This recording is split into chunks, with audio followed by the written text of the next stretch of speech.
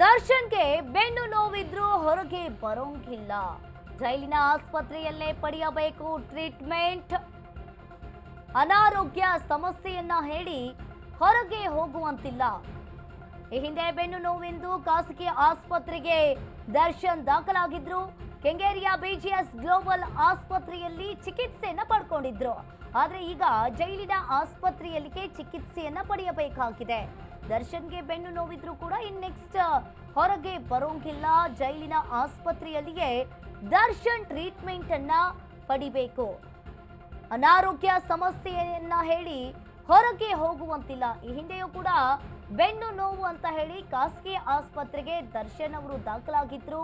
ಕೆಂಗೇರಿಯ BGS global ಆಸ್ಪತ್ರೆಯಲ್ಲಿ ಚಿಕಿತ್ಸೆಯನ್ನ ಪಡ್ಕೊಂಡಿದ್ರು. ಆದ್ರೆ ಈಗ ಜೈಲಿನ ಆಸ್ಪತ್ರೆಯಲ್ಲಿಗೆ ಅವರು ಟ್ರೀಟ್ಮೆಂಟ್ ಅನ್ನ ತಗೋಬೇಕು.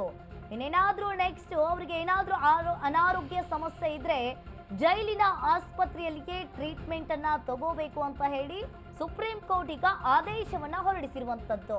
ಈ ಹಿಂದೆಯೂ ಕೂಡ ಇದೇ ರೀತಿಯಾಗಿ ಅವರು ಬೆನ್ನು ನೋವು ಅಂತ ಹೇಳಿ ಬಿಜಿಎಸ್ ಗ್ಲೋಬಲ್ ಆಸ್ಪತ್ರೆಯಲ್ಲಿ ಚಿಕಿತ್ಸೆಯನ್ನ ಪಡ್ಕೊಂಡಿದ್ರು. ಆದ್ರೆ ಈಗ ಜೈಲಿನ ಆಸ್ಪತ್ರೆಯಲ್ಲಿ ಅವರಿಗೆ ಬೆನ್ನು ನೋವಿದ್ರು, ಕಾಲು ನೋವಿದ್ರು, ಕಣ್ಣು ನೋವಿದ್ರು, ಏನೇ ನೋವಿದ್ರು ಕೂಡ ಜೈಲಿನ ಆಸ್ಪತ್ರೆಯಲ್ಲಿಗೆ ಅವರು ಚಿಕಿತ್ಸೆಯನ್ನ ಪಡ್ಕೋಬೇಕಾಗಿದೆ.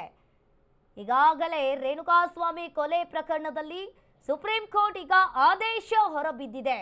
7 ಆರೋಪಿಗಳನ್ನ ಬಂಧನ ಮಾಡುವಂತೆ ಆದೇಶ ಕೂಡ ಹೊರಬಿದ್ದಿರುವಂತದ್ದು. ಇನ್ನು ಇವರಿಗೆಲ್ಲ ಜೈಲೇ ಗತಿ ಅನ್ನೋದು ಫಿಕ್ಸ್ ಆಗಿದೆ.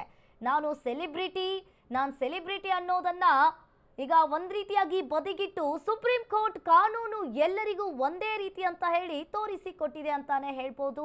ಇವ್ರಿಗೆಲ್ಲ ಜೈಲಿಗೆ ಕಳಿಸೋದಕ್ಕೆ ಈಗಾಗಲೇ ಸುಪ್ರೀಂ ಕೋರ್ಟ್ ಆದೇಶವನ್ನ ಹೊರಡಿಸಿರುವಂತದ್ದು. 7 ಆರೋಪಿಗಳ ಜಾಮೀನನ್ನ ಸುಪ್ರೀಂ ಕೋರ್ಟ್ ರದ್ದು ಮಾಡಿದೆ. ರೇಣುಕಾಸ್ವಾಮಿ ಕೊಲೆ ಪ್ರಕರಣದ ಆರೋಪಿ ದರ್ಶನ್ ಅವರ ಜಾಮೀನನ್ನ ರದ್ದು ಕೋರಿ ರಾಜ್ಯ ಸರ್ಕಾರ ಸಲ್ಲಿಸಿರುವ ಅರ್ಜಿಯ ಆದೇಶ ಇಂದು ಹೊರಬಿದ್ದಿರುವಂತದ್ದು. ಸುಪ್ರೀಂ ಕೋರ್ಟ್ ಇವರಿಗೆಲ್ಲ ಒಂದು ರೀತಿಯಾಗಿ ಇವತ್ತು ಬಿಗ್ ಶಾಕ್ ಅನ್ನ ನೀಡಿರುವಂತದ್ದು. ಒಟ್ಟು 7 ಆರೋಪಿಗಳು ಈ ಕೊಲೆ ಪ್ರಕರಣದಲ್ಲಿ 11 ಆರೋಪಿಗಳು ಕೂಡ ಬಂಧನವಾಗಿದ್ರು. ಈಗ ಒಟ್ಟು 7 ಆರೋಪಿಗಳನ್ನ ಬಂಧಿಸುವಂತೆ ಸುಪ್ರೀಂ ಕೋರ್ಟ್ ಆದೇಶವನ್ನ ನೀಡಿದೆ. A1 ಆರೋಪಿ ಪವಿತ್ರ ಗೌಡ, A2 ಆರೋಪಿ ದರ್ಶನ್, A6 ಆರೋಪಿ ಜಗದೀಶ್ ಅಲಿಯಾಸ್ ಜಗ್ಗ, A7 ಆರೋಪಿ ಅನುಕುಮಾರ್ ಅಲಿಯಾಸ್ ಅನು, A14 ಆರೋಪಿ ಪ್ರದೋಷ್, A11 ಆರೋಪಿ ನಾಗರಾಜ್ ಅಲಿಯಾಸ್ ನಾಗ, A12 ಆರೋಪಿ ಜಾಮೀನು ರದ್ದುಪಡಿಸಲಾಗಿದೆ.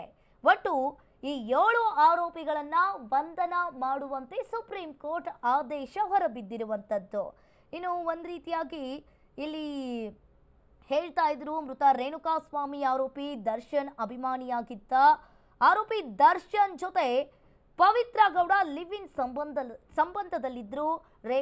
ರೇಣುಕಾ ಪವಿತ್ರಗೆ ಇನ್ಸ್ಟಾದಲ್ಲಿ ಅಶ್ಲೀಲ ಸಂದೇಶವನ್ನ ಕಳಿಸಿದ್ದ ರೇಣುಕಾಸ್ವಾಮಿಯನ್ನ ಅಪಹರಿಸಿ ಇವರೆಲ್ಲ ಸೇರಿ ಈ 11 ಆರೋಪಿಗಳು ಸೇರಿ ಶೆಡ್ನಲ್ಲಿ ಕೊಲೆ ಮಾಡಿದ್ರು.